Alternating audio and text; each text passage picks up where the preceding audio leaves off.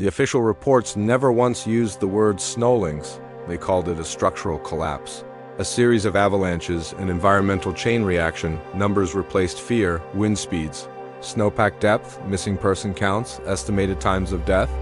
That's the language people use when they're trying desperately not to admit what really happened. But beneath those careful, sanitized words buried in interviews, field notes, and scribbled journal entries, there was another story, one the town of Everspire had whispered quietly for generations. One about the things that grew in the snow. Harlan Pierce arrived 3 weeks after the last bodies were recovered. By then, the storms had subsided, the roads had been cleared, and the snow lay in smooth, deceptive drifts that sparkled like glass under the pale winter sun. From a distance, Everspire looked peaceful, almost picturesque. Up close, the truth was unmistakable. Half the houses on the outskirts were empty, doors hanging ajar or broken entirely off their hinges. Windows were boarded from the inside, and snowmobiles sat abandoned in yards half buried under the white weight.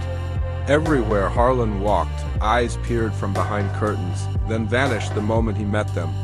His first written impression, silence. Not just quiet, but the kind of silence that presses down, that fills your ears until you hear nothing but the wind scraping over ice and snow. No children laughing, no dogs barking, not even the distant hum of a heater, just the ghostly stillness of a town frozen in fear.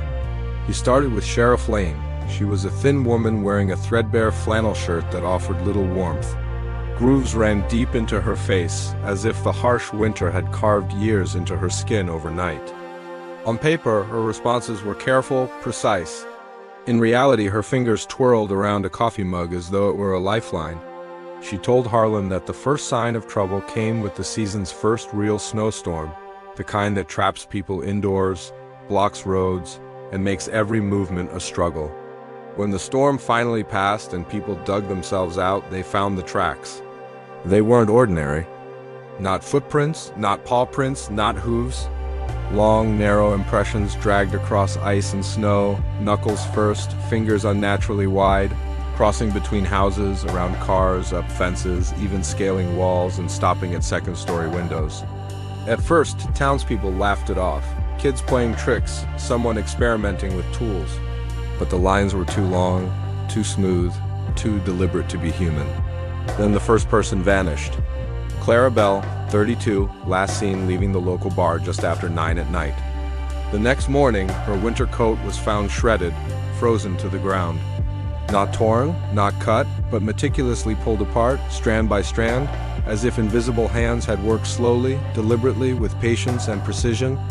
No footprints led away, only the same long, knuckled lines that curved out of town, disappearing into the snow-covered woods.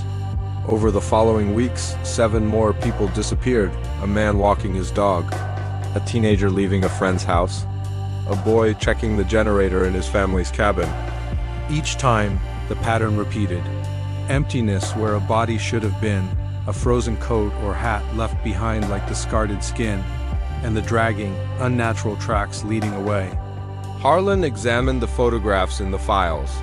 The tracks appeared harmless at first, faint white lines against white snow.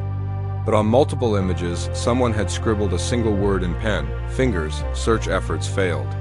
Dogs lost the scent at the tree line. Snowmobiles turned back at drift after drift.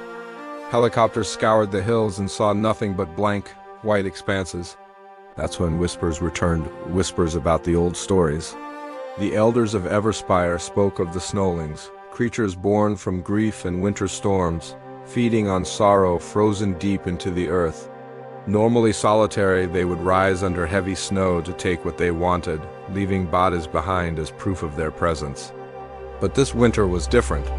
That phrase repeated itself in nearly every survivor's interview. This winter was different. Harlan gathered what he could from the remaining townsfolk.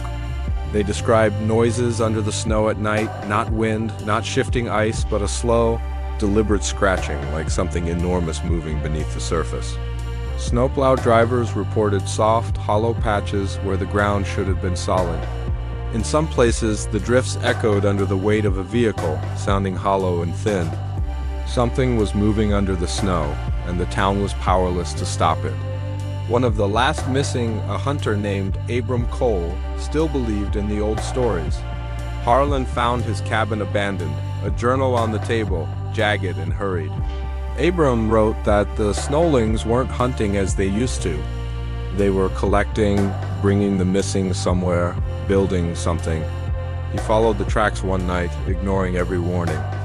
They didn't lead randomly into the forest. They curved, twisted, and all funneled toward a basin in the hills where snow gathered deepest.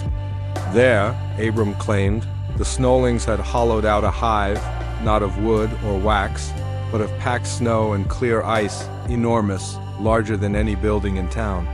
Inside the hive, the Snowlings moved like pale, jointed shadows, dragging their long hands along ceilings and walls, leaving grooves wherever they passed.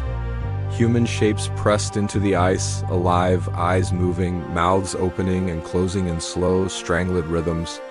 Fingers twitched, jerking under the frozen surface.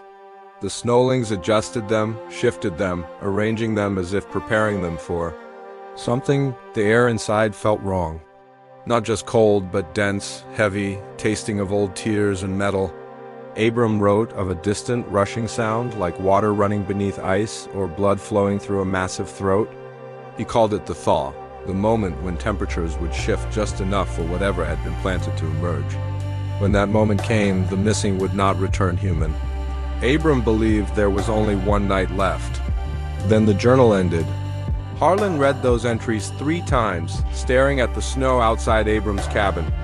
The drifts were pristine, firm, seemingly innocent. But he could not shake the image below, the hive, alive, growing, waiting. Official records list Abram Cole as missing, presumed dead from extreme conditions. The hive is not mentioned. The term is redacted. A single report notes a low, distant rumble before dawn the night after Abram's last entry, less than a minute. No earthquakes, no avalanches, the snow appeared untouched. One thing remained.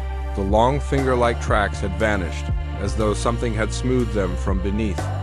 Harlan closed the file. Recommendations: mental health services for survivors, better communication with remote towns, early warning systems for snow-heavy winters. At the very end, in a handwriting so tight and small it almost seemed secret, one line appeared. If the old stories are true, they were building. They finished, and whatever grew in that hive is no longer under the snow. Some files close before the truth is ever found. Some things do not stay buried. Even now, long after the storms, the hills of Everspire remain white and silent.